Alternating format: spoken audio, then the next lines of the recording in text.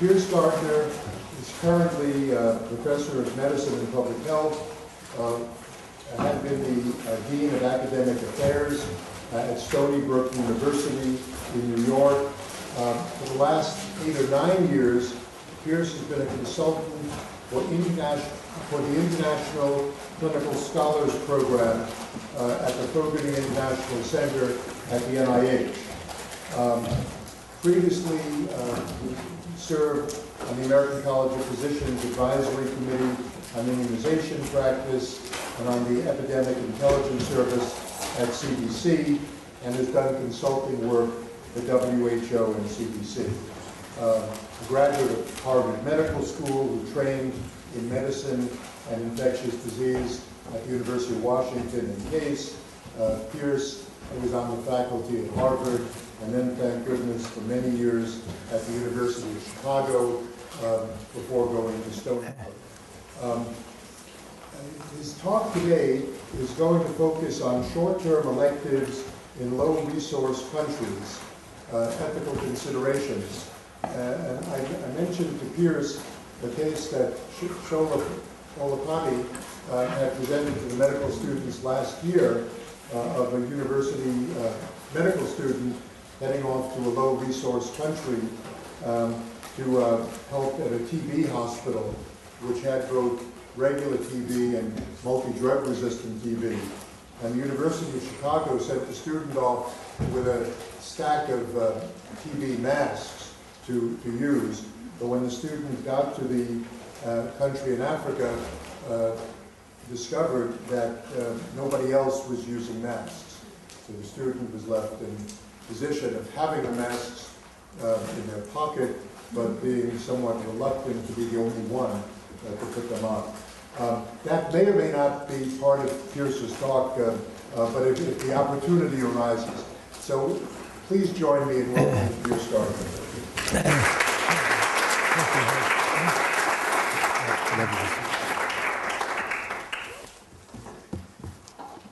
Well, I always jump at the opportunity to come back to the University of Chicago. It's one of the great stages of my life. And if anybody, one of the 5 of the 10 best meals I've ever had in my life have included Al Tarloff and Mark Saber. They really know how to have a terrific meal, and the conversation is always stimulating. So, as Mark said, I've done quite a bit of international work, and for the last 8 years I've been down at the Fogarty International Center at NIH. It's the smallest of the 27 institutes, but it has the charge of trying to globalize the fruits of NIH. And it's had various stages. It began with sort of a lot of honorific things, bringing people from the Karolinska over to Rockefeller and things like that. It then has emerged over the last 20 years, largely together with the AIDS epidemic, into focusing on low and middle income countries in an effort to build the strategies and clinical and public health and research that will inform that massive effort that's now happening. So when I gave the Cognitive lecture, I believe it was 3 years ago, I outlined, 7 steps, sort of like an alcoholic redemption program, in which it always begins with student activism is the driving force in global health in the U.S. It's a very bottom-up organization, and now it's beginning to change a little bit. I'll say something about that. And then they find some nice faculty, sympathetic faculty, like Brian and Jan Schneider, to Fossen and Solo. And they get some support, and then comes agitation for curricular changes, and then comes increasing activity, and what really gets the thing moving is when the dean of admissions comes and says, most of the people showing up at our place looking to come to this medical school asking about what are you guys doing in global health. And if you're not doing anything in global health, you are now considered behind the curve by a good deal. I say Paul Farmer is probably the most famous doctor in America. His Mountains Beyond Mountains book, and everybody wants to be like Paul Farmer. There's this huge tsunami of interest in going, and it extends all the way from not just the medical schools, but across campuses now. There's much more integrative health economics, health ethics, genomics, all are now being looked at. And so there are probably about 35 centers or programs in the United States that really attempt to be much more broad in doing this. And I'm not going to dwell too much on that, except that I do want to, because I'm going to talk about an area that actually is very common, and that is the student who wants to come and only wants to spend a month or two doing it. And there's lots of literature now on the ethics of research in developing countries. That is very well described. There's not very much in the ethics of teaching or the ethics of clinical care in developing countries. What should we be doing? What shouldn't we be doing? Okay, so I'm going to start with that, and I'm going to start with a few things. What do these things have in common? Everybody, all the physicians here in their early introduction to clinical medicine learned the axioms of Francis Peabody, which is, Helena, the secret of caring for the patient is caring for the patient. And when I went to Stony Brook about 20 years ago to be the dean for academic affairs, I said, who's done this job well for a long time? And I was going to be in Chicago, and I called up Joe Seihamel and asked him if I could meet with him, and we had a breakfast over at the Quad Club. And I said, Joe, I'm going to take this new job, and I want some real insider tips as to how to do it well. And he said, well, you know, if you care for the student, you're going to be doing a good job. The secret of caring for the student is caring for the student. So I said, that's pretty good. And what about for global health? And this is basically the bottom line. I said, what are the governing principles of global health in terms of ethics? And I decided that the ethics yardstick in global health activities, either in programmatic or individually, is benefit to the health of people in the developing world. And so what I thought I'd do today is to try to go through the metrics of global health experiences and try to dissect, always using this as the yardstick by what we say is valuable and what we say is not. So the short-term student electives, there really are three general stakeholders: the U.S. student, the international site, and the U.S. institution. And they each have different takes on this. For the U.S. student, the benefits are numerous. Cultural competence, gaining a global perspective, different medical challenges, working in a different system, the personal growth experience, coping skills, language, travel, the reinforcement of service ideals, and it turns out that these kinds of experiences, at least serious international health experiences, are considered very positively by house staff recruitment folks. So it's, if you can go and work in a different situation and be successful, and you must have some reasonable personal qualities, and you can figure good coping skills. Who else would you rather have as a house officer than somebody who could do that? So in the program that I helped to develop at NIH, where we send people for a year to immerse in a clinical center in a lower developing, lower middle income country, they come back, and I said, there's two things I'll guarantee you. One, it will ruin you for Park Avenue practice. You come back with a more of a sense of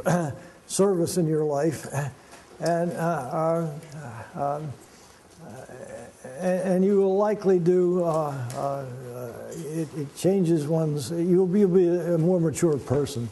And that's certainly been true virtually uniformly. So the benefits for the U.S. student going to work in a developing country are quite spectacular. And there are some negatives, but not huge. There are personal risks. The single biggest personal risk is automobile accidents. It's not anything to do with it's being careful how you live, and we've had some terrible problems with that. The other, I'd say, mental health issues actually show up fairly often.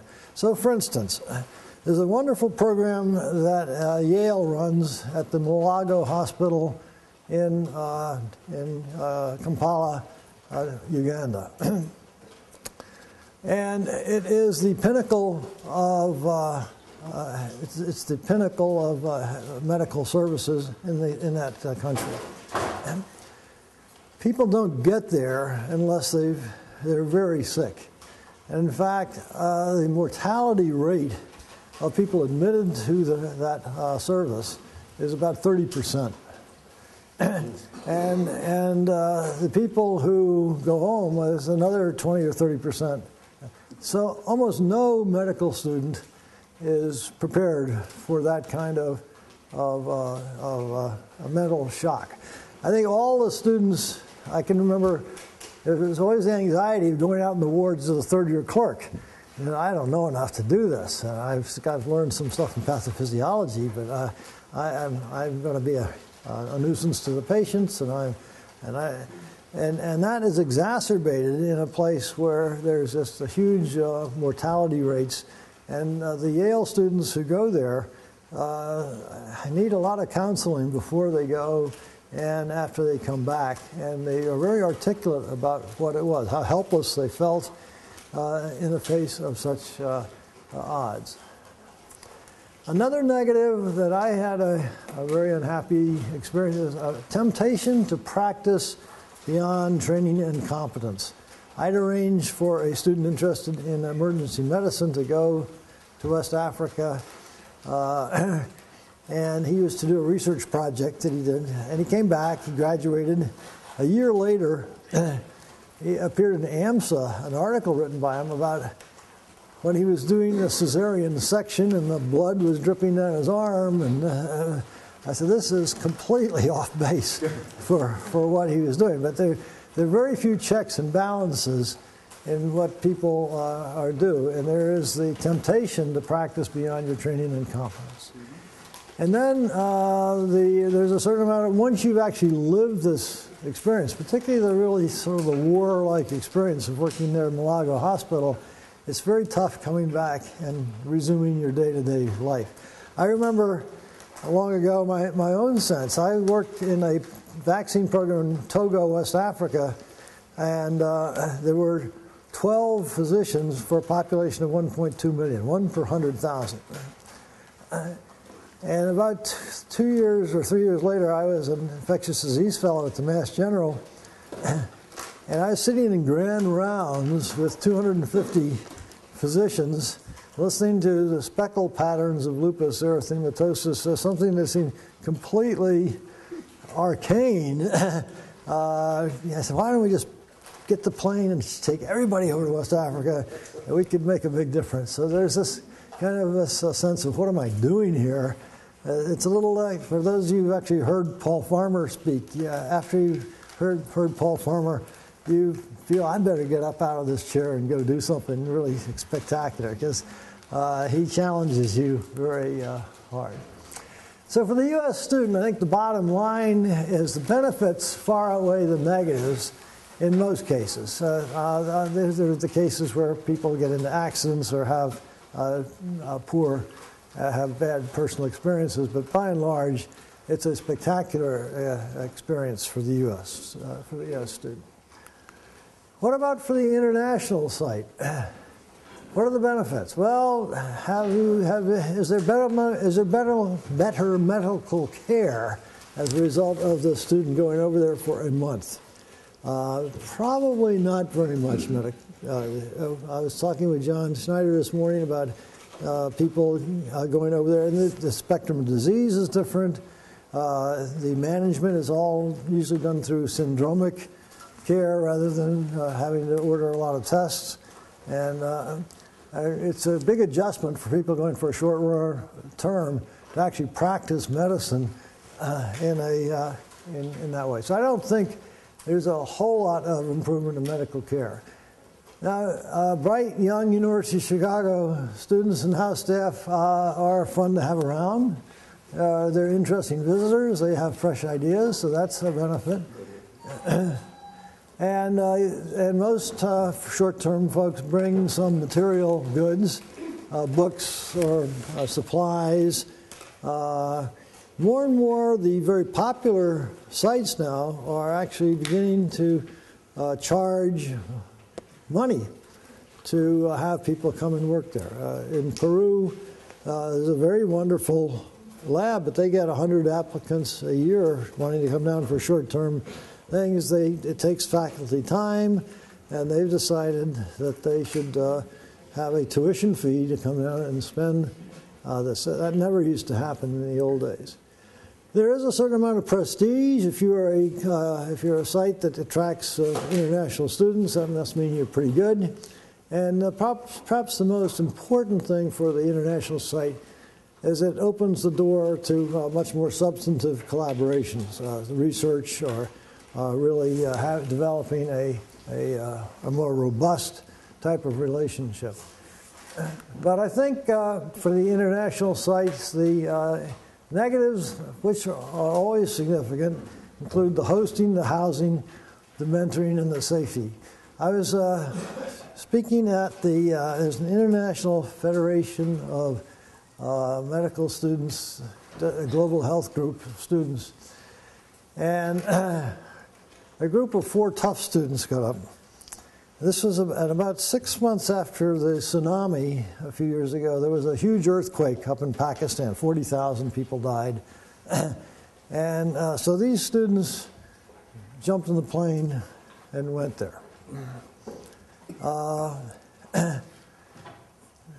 Well-meaning, that they found their way up the valley to the place where there was the rubble and the houses were destroyed. They knocked on the door. And I said, "What are you doing here?" They'd sent a letter, but apparently it got lost or something. And they immediately assigned 4 armed guards to protect these folks from being... Plus they had to find them a place to live. Plus they had to feed them. And these were in scarce resource places. So that would be a very vivid example of not being really... worth the effort. They didn't know enough to really be helpful. They really needed heavy machinery more than they needed fourth-year, third-year medical school skills. And then the other thing that sometimes happened is if people drop in for a while and raise expectations about care, what happens when they all go home? The way the good ship Hope started, I always had problems with. They would load up the boat, take a bunch of doctors down to some remote part of the world, dazzle everybody with their expertise in clinical care, make all the local doctors look terrible, and then they say, "Thank you very much," pat himself on the back, and sail out again. Didn't leave any sustainable things. Good Ship Hope doesn't have the ship anymore, and they now are much more into capacity building and doing things that really count. But that was the early negative history, I think. So when you add up the benefits and the negatives for the international site, it's a little bit, I say, is the juice worth the squeeze? These folks host you. Your hosts, who are usually very important in their local care, have to take time looking after you. So you need to make sure that you leave you leave the place better off than when you found it. And what about for the U.S. institution? The benefits. Certainly, the responsiveness to student demands and ideals is a driving force in this.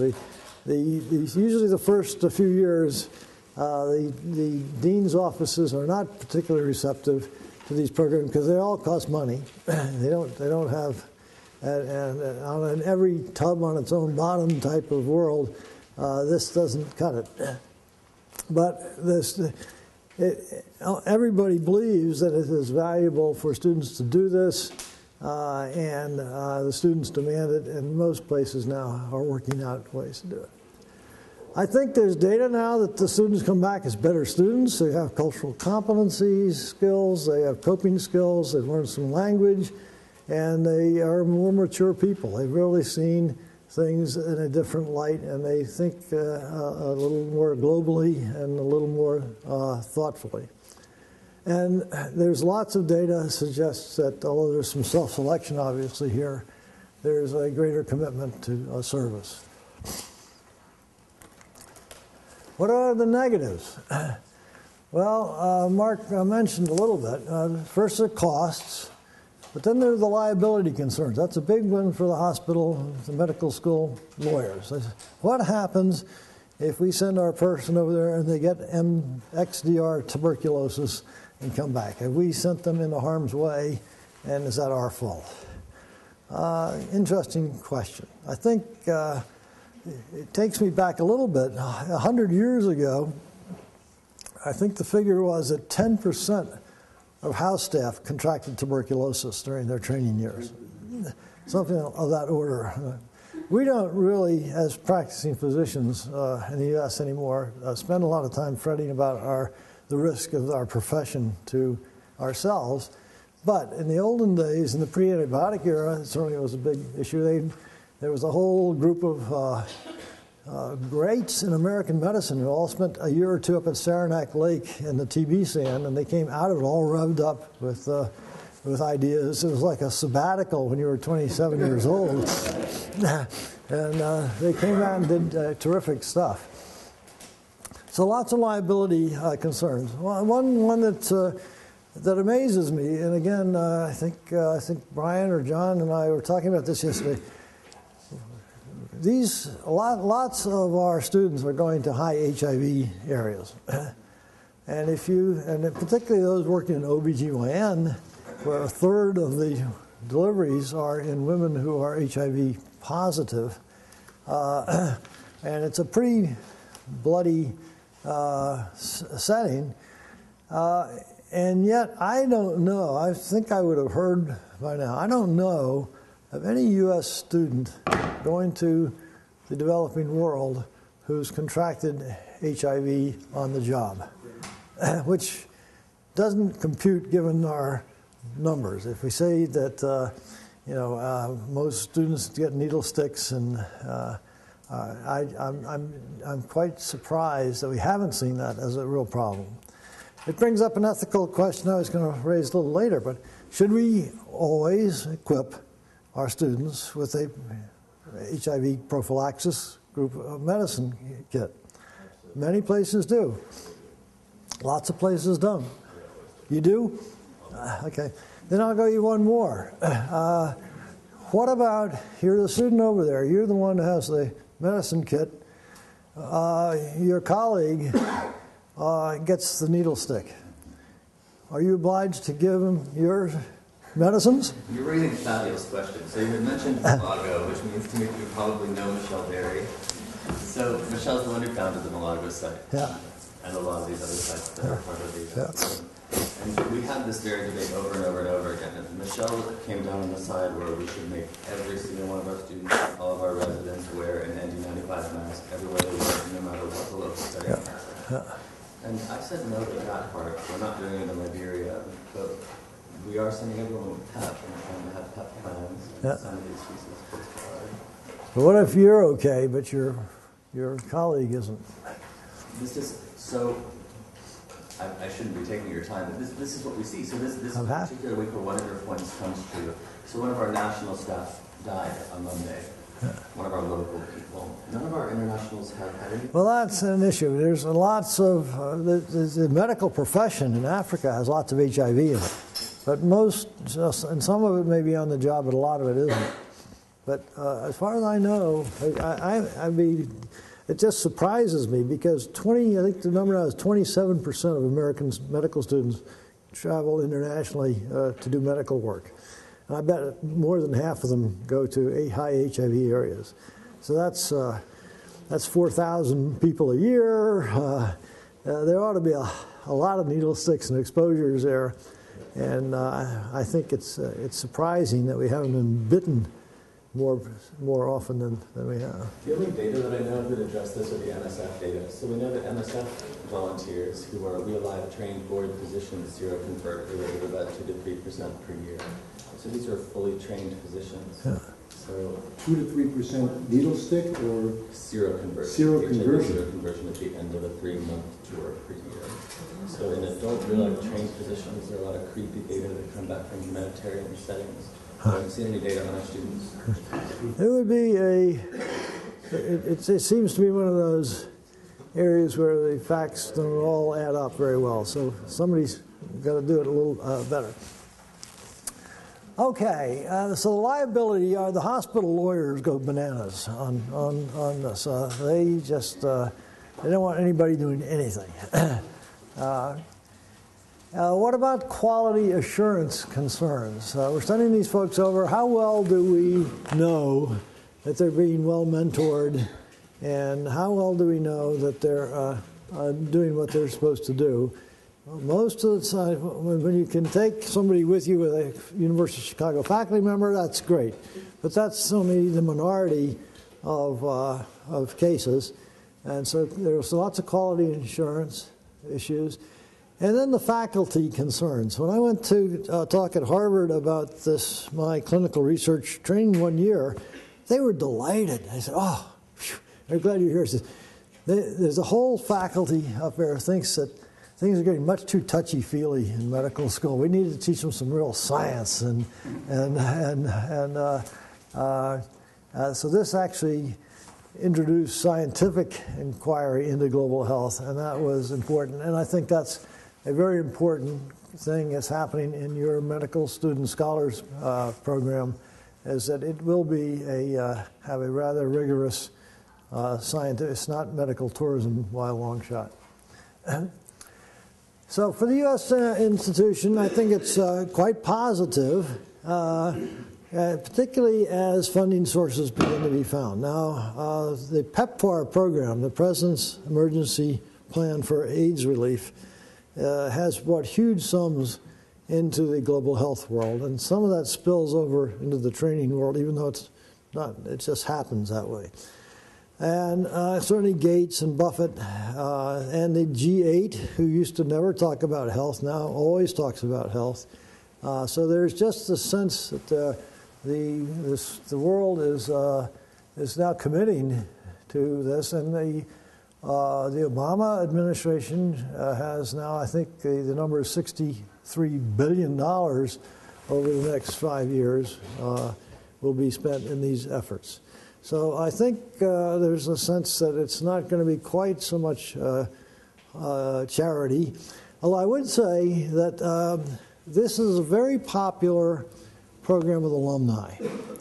And it's not too tough to raise money from alumni who think this is a great thing to do. So that's an area that you can work with.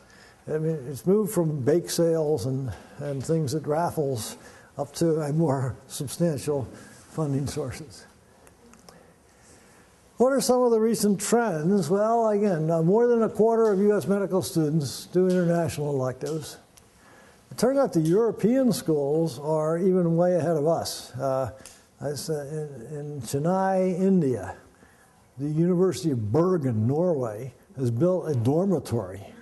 And they have anywhere up to 30 people at a time over there with Norwegian faculty and all. And we had, again, the discussion, well, is that taking away from the primary experience of actually going and living in the country? And if you're sitting there in a dorm with your Norwegian counterparts, have you really had a great experience? But it is, that's the sort of, and as I go through all of this, every now and then I think, well, how would Paul Farmer make out in this? Paul Farmer was a sinner of the worst sort. When he would go and steal drugs from the pharmacy at the Brigham. He would go down and do all kinds of stuff. That he was a gunslinger basically, and probably, but he was very focused on the patient. Anybody who hears or reads Paul Farmer's stuff, he is the absolute patient advocate, and he will go to the end of the earth to do that. So again, the strong international sites are deluged now with requests. They're just deluged. There used to be no problem in getting people in, but now with 4,000 or 5,000 people looking to find good places a year, it's tough for them to keep up. There have been businesses that have developed for language instruction. You pay money and you go to Ecuador, you learn some Spanish, they take you around the hospital a little bit. You don't get into serious patient care, but that's been a phenomenon. And then academic organizations have evolved. Now, for a number of years, there's been the Global Health Education Consortium, which largely started with people like me, who were working in medical school advising students about things. And this was a way to have a group that I could go on the web and say, has anybody got a good site in Lima, Peru that they think would be good for the student, or wants to go to Ethiopia? And that was a good communication thing there. And that's been quite successful. It's written a bunch of modules about global health. It gives a very good national meeting every year with terrific speakers, and so everybody should belong to that who's interested in global health. And then more recently, and again, that's been a sort of bottom-up global health. More recently, there's a consortium of universities for global health. It's the most top-down organization you can imagine. It's all deans and college presidents doing it. And they basically are responding to, I think, the strong sense that there's a lot of money about to come down the pike, and they better get positioned to do this.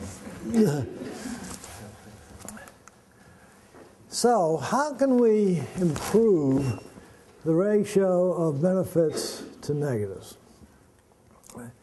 So I would begin and say every global health activity should start with the question, how will this benefit the health of the host country? If it doesn't benefit the health of the host country, it doesn't make our yardstick. It may be justifiable on other things, but in terms of the ethics of short-term visits, I think unless there's benefit to the host country, it doesn't excite me.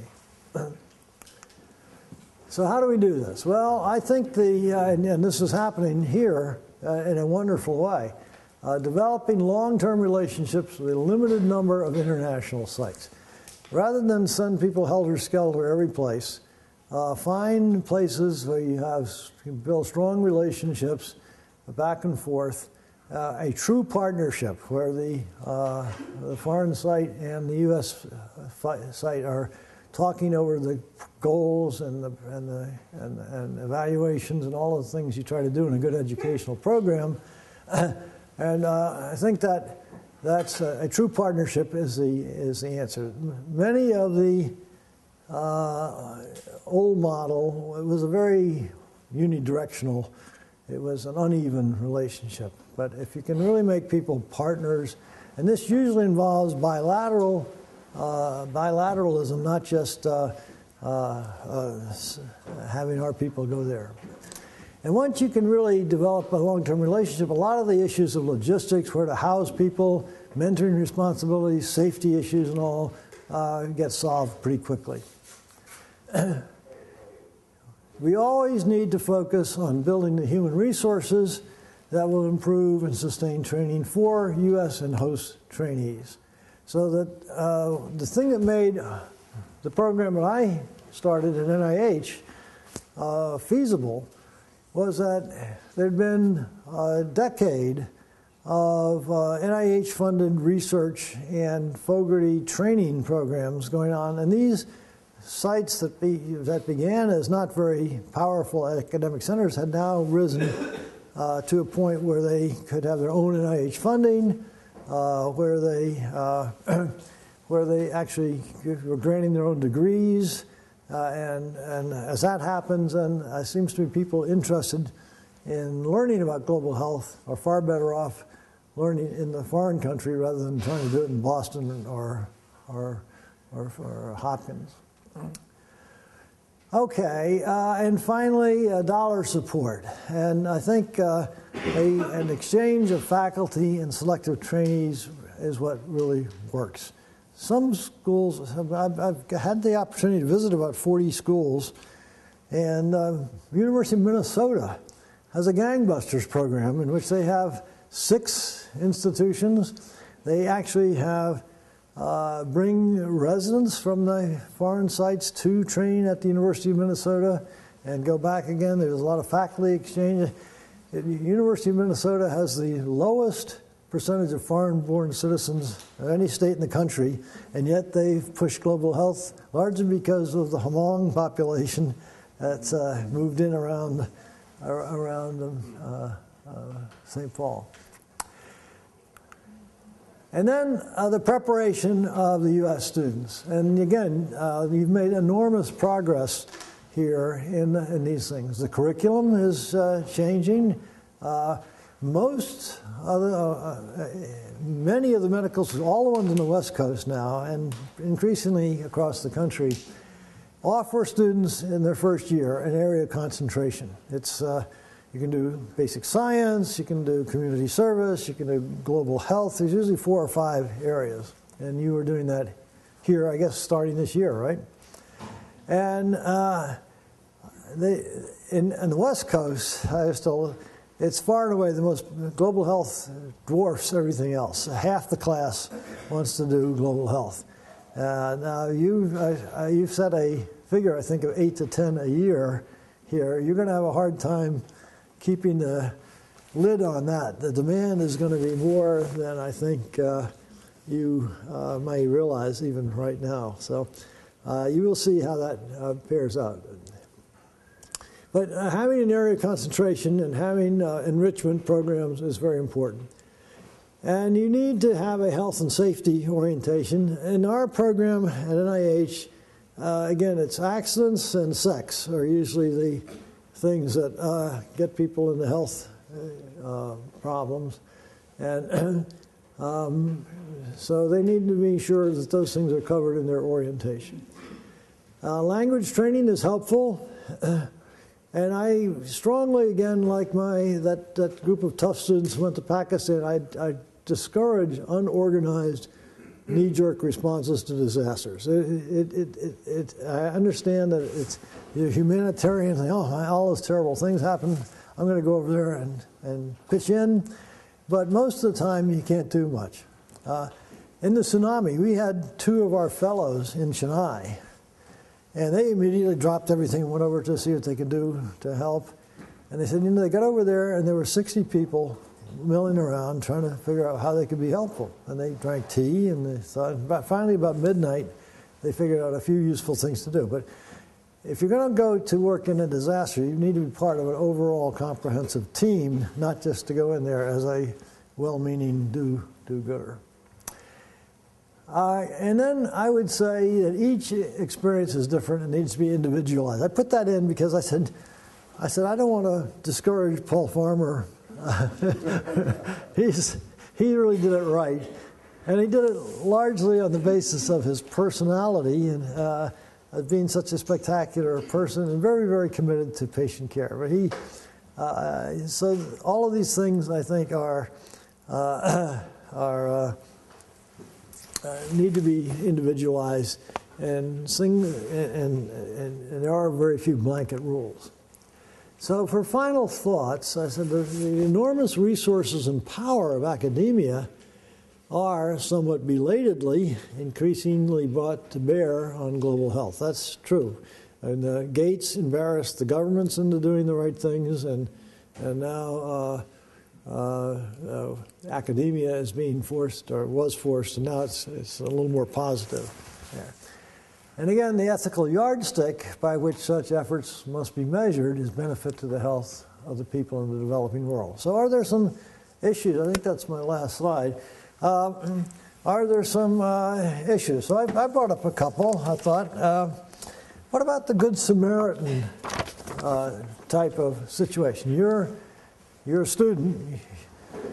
You come across some terrible situation. I guess my student who was doing cesarean sections thought he was the only one there who could do it. How hard should I come down on him? I was mortified, and I think there's some big issues here, because when something goes wrong, what shows up on the front page of the Washington Post is that we've sent some of these trainees over to these underserved areas, and they are practicing on the underserved and underrepresented. And I think it's a very dangerous situation. So I work hard on saying, despite all the temptation to leap up and do something, stay within your areas of training and competence. And I have very strong feelings about that, but I'm sure others can bring up lots of situations where you would have to do something. And we already talked about the students with the HIV medicines for accidents. I think that's an interesting question. And then another one is the unevenness of exchange programs, largely due to lawyers, because we have an exchange program with Korea. It's not a very good one, I don't think, but it's so we can send our first-year students in the summer over to Korea, and they're pretty much mixed in with everybody else, and they're in the operating room doing stuff, and in the ER sewing up people. The Koreans who come over to Stony Brook aren't allowed to do anything. They can take there's a course that's given in emergency management that they can take. At one point, the lawyers decided they shouldn't go to grand rounds because a patient's name might be mentioned, and that would be a HIPAA violation. So we have a rather skittish group of lawyers at Stony Brook who do their very best to inhibit good educational opportunities, as far as I can see. Well, I should stop, and I'd love to hear your thoughts and bring up. I've left lots of time for questions or specific issues, but I think that I think that it's a phenomenon that's with us. I think it can be done well, but and I am a little worried about something. Another one that's not on my good guy list is global health geared to make money off rich folks. And that would certainly start with Weill Medical School selling their soul and their name to Qatar for $750 million. Well, Qatar has some emirs and who decided they should have a top-notch medical school. So they go to Cornell.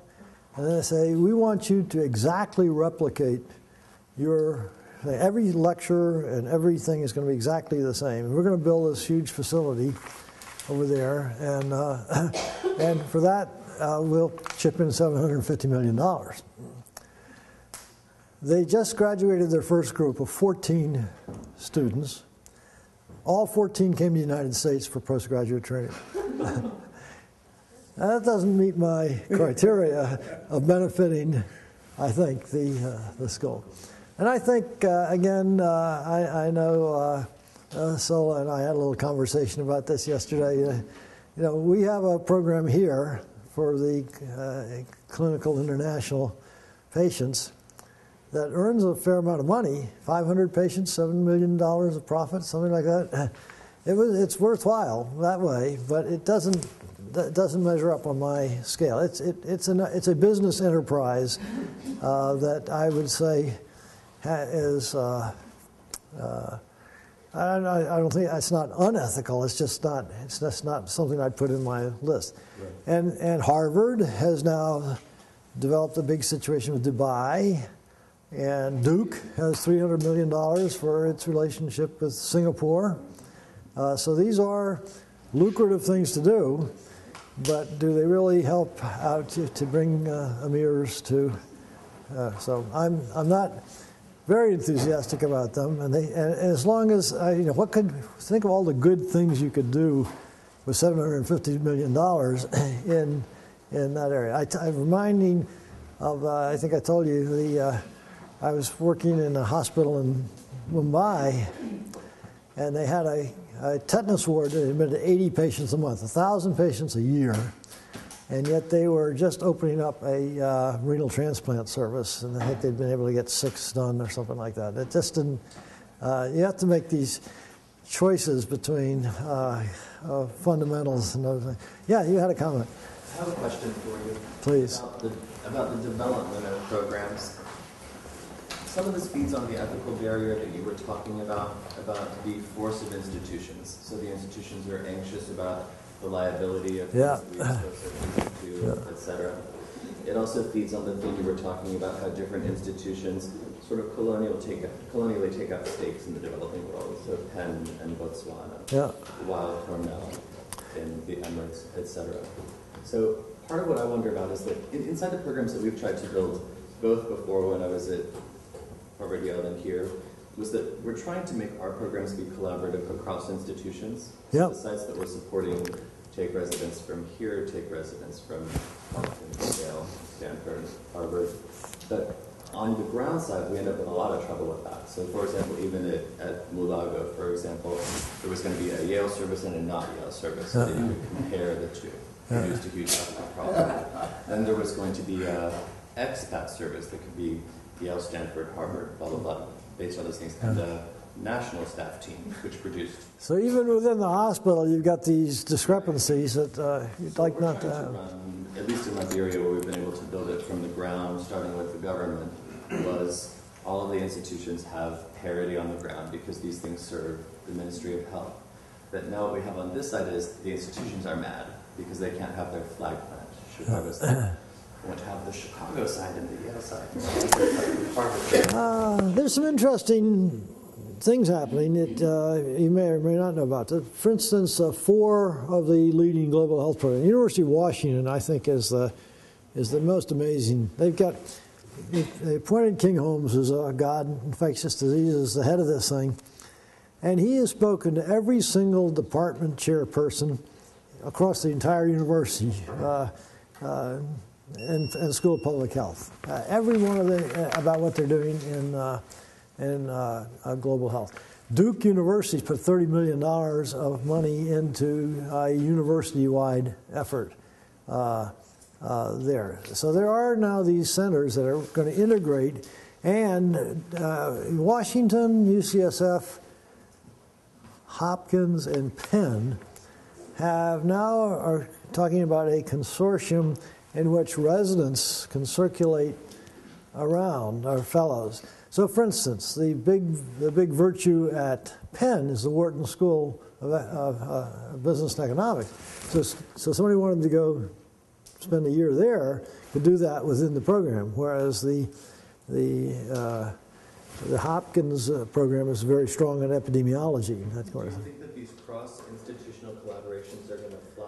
Because they're kind of at odds with the old NIH model. Build up a lab in a shop, keep yourself from getting screwed by your neighbors. I think Gates is very interested in this, so that gives you some hope. Most of the things Gates pushes actually finally happen. So I wouldn't give up on that. Okay. What are your thoughts on sending students and house staff to actually work with faculty on the ground? Yeah, I love it. Instead of taking faculty from here, what are your own thoughts on that? Well, I think again, once the developments occurred to a level of high, the thing that made our program possible at NIH is there were about 35 places around the world we thought offered really terrific clinical research training, even though they were in Haiti, poorest country in the Western Hemisphere, has a gangbusters program in HIV care. So I think that's the more training. You said the level is high. What is high relative? Well, in research it's easy because you can say grants and stuff like that. Clinically, it's a little harder to measure. But you need to make sure there's good mentoring, and there's the situation is stable. You need a Helena Bruckner out there to to make the thing work.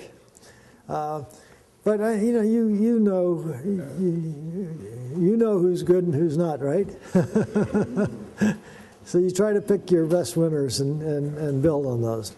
I think that's it's much harder in clinical work. Yeah. Yeah. Do you know the secret behind what makes some institutions more and less willing to let their students and trainees go abroad? Our experience is that the GMA rules are the same for everybody, but some institutions are like, fine, we'll accept that risk, and some institutions are like, no way. Yeah. Well, there are now some, there's a very cumbersome process by which you can actually go through to get GME credit for these kinds of experience. So the first person to ever do it said he'd never do it again because it ended up, he was in North Carolina. I think it ultimately needed a state mandate of some sort. I think it's become a little easier. In infectious disease, where this has mostly been focused, there probably are 20 or 30 people who've gone through that process. So I think that, and we lean on GME folks to loosen up because it seems crazy. They're always focused on control, right? They say, how are you going to control and know you're actually, these people are doing everything? And it is harder. But one of the answers is you put the PIs or the people running the programs over there on your faculty. That's a good way to start. If they meet your faculty criteria, then that makes things a little easier. Yeah. Yes, please. Thank you very much, both for your talk and for what you're doing. I agree with the principle that you have, promoting health care for the people. I think on a real level it needs some greater specification. I guess I've always thought that none of us can do everything. We can do little things. And so even though a particular group of students, for example, can take care of just a few people, and even for a limited amount of time, and then they have to leave, that's still real. And granted, that has to be weighed against any implications of that, but it's still real. What we can't do perfectly, but can do imperfectly, is, I think, often better than not doing anything at all. But I have a further question about your agenda, the steps that can be taken. I was kind of surprised that among these steps, you mentioned language, but you didn't mention cultural preparation. And I was thinking in particular of practices in some countries that are religiously and culturally required that would be absolutely illegal for doctors to do in the United States. Good point. Something like female genital mutilation in Somalia, for example. How would you prepare some of your trainees for that, or shouldn't you at least prepare for those kinds of situations? I agree with you. First time when I was working in Togo long ago, I was working with one of the 12 doctors, and we went to his office, and there were 50 people out waiting to be seen, and he basically triaged. He told a patient who had tetanus to go home because he couldn't, for him to try to take care of that patient would have been unlikely to have success and would have taken all of his efforts for the day. Whereas if you were going to try to make a difference for other people, that would, I'd never seen that happen before. I was mortified, but I understood. He said the people who come over here and try to fix everything burn out so fast that you can't. I think one of the models that works is again, is to actually have a site. And the Mass General does this in Durban. They send a resident over to work in the Kenyatta Hospital, it's the Mandela Hospital, on a monthly basis, just like going in any other rotation that they do. But they have a presence there all year long. Whereas, it's a little like student health clinics. Student health clinics, that's great certain parts of the year, but nothing happens in the summer. And there's times where there's just this, during exam times and boards and things like that, it's hard to find the work. You need some evenness of effort, not to have. The other point I would make, and it's a glaring exception to what I said, is that there are certain things that are absolutely the gods of global health clinically are the ophthalmologists. They go in and do huge numbers of cataract operations, and when they come to town, they are the gods. And then there's the groups that do specialized techniques, fistula repairs for women at childbirth. Those are also so if you have a very special technical skill that isn't in the country, it's absolutely fine to go do that. So I'm more talking about the student now rather than the later people. Yeah. Recognizing that everything is individual, in general, when do you recommend students take a global experience, and in general, for how long? Yeah. Okay, well, I think everybody's entitled to a look-see operation. It's just to go and see it, to be in a home with a dirt floor, and it changes one's view on life a bit. So that can be a short experience, and that's often what happens in the first year. I think all the real experiences and the ones that you're talking about in this 8 to 10 students, the medical student scholars program, should be 2 months at least. That's about the minimum. Because if you're trying to do a project, you can't do anything in less than 2 months. You can't hardly get. There's all the cultural things about just how you get started. I tell the story about when I was at CDC, 4 of us were sent over to do this vaccine program in Togo. And our leader, who spent a little time in Cameroon, but he planned everything right down to the paper clips and the rubber bands. And we had 25 cartons of stuff for this vaccine program. There was not a single detail that hadn't been thought about in terms of the technical part of it. So we arrive in Togo, we go to the embassy and introduce ourselves, and the ambassador has us in for cocktails or something like that.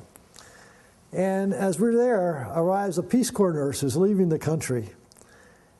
And in 15 minutes, she said, "You guys have no idea how to..." He said, "The whole deal is that the informed consent is what the chief says."